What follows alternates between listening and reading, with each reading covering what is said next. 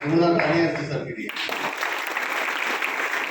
सबका नाम सौरभ दीक्षित है और आगरा का ही रहने वाला हूँ। और अगर इस संस्था से पहली बात करूँ तो हस्बैंड वाइफ दोनों ही गवर्नमेंट एम्प्लॉई हैं और इसके अलावा मेरा एक बिजनेस भी था। तो इस संस्था में आने का जो रीजन वो केवल पैसा नहीं था मेरे लिए, समस्या थी बीमारी। क्योंकि मेरे घर में कुछ ऐसी बीमारियां डिसीज थी जिनका इलाज मेडिकल साइंस के अंदर संभव ही नहीं हो रहा था। 5-7 साल लगातार हो चुके थे हमें इलाज कराते कराते। लेकिन जब संस्था के बारे में मुझे बताया तो सबसे पहले एक बार इस प्लेटफॉर्म के लिए बेहतरीन वाली बात,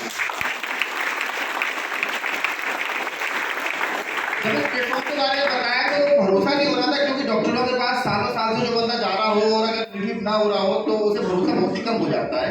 लेकिन एक बात जब मुझे बोली गई कि जब आज 7 साल से इतना पैसा खर्च कर चुके हो तो एक बार 10-15 हजार खर्च करके और देख लो, शायद हो जाए। तो उस शायद की बिना पे मैंने यहाँ मात्र 12,600 रुपए लगाए थे। मैडम की मेडिसिन ली थी। जिस पेशेंट की पिछले 5 साल में डायलिसिस होने के बाद मेडिसिन बंद नहीं हो रही थी, मात्र 3.25 महीने के अंदर वो दवाइयां पूरी तरह बंद हो चुकी थी। आज मेरी मैडम पिछले 4 साल से पूरी तरह रिलीफ में है। एक मेडिसिन तो जब रिजल्ट घर में आया तो मैं आपको देखो बता ही चुका हूँ कि नौकरी भी करता था और बिजनेस भी था, तो इससे इतना तो समझ में आता है कि पैसे की भूख कुछ ज्यादा थी मुझे। सही बात है, लोग केवल नौकरी से थक के घर में बैठ जाते हैं, लेकिन नौकरी के बाद अगर व्यापार कर रहा हूँ तो पैसा ज्यादा चाहिए मुझे कुछ। जब यहाँ दिखाया गया कि 100 करोड़, तो 100 करोड़ के 2 चीजें समझ में आने लग गई थी। मैंने 100 करोड़ हो सकते हैं, लेकिन होंगे कैसे? जब ये जानकारी ली, जब सर ने मुझे बताया, हरवीर सर ने, तो एक बार जोरदार ताली हरवीर सर के लिए।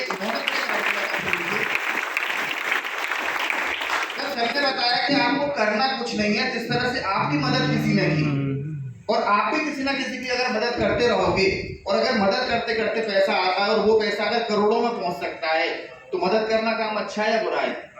सबसे बड़ी चीज है, मदद करने से आपको एक वो चीज मिलती है जिसका कोई मोल नहीं है, वो है परोपकार। लोग आज मदद के नाम पर दुनिया को ठग रहे हैं, लेकिन आज इस प्लेटफॉर्म की ताकत और ईमानदारी अगर देख के, अगर यहाँ से हम लोगों ने मदद करना शुरू किया था, तो अगर अचीवमेंट की बात करूं तो यहाँ से अब तक 5 से 6 इंडिया के ट्रिप हो चुके हैं, जिसमें से सबसे यादगार ट्रिप रहा था वो था मेरे पूरी फैमिली का गोवा ट्रिप। मेरे फादर जो 38.5 साल पुलिस की नौकरी करके घर आए थे, उस बीच में वो कहीं घूमने नहीं जा पाते थे। देखो, मंदिरों पे जाना एक आम बात है, लेकिन अपनी जिंदगी को एंजॉय करना है तो आपको अलग से घूमना पड़ेगा।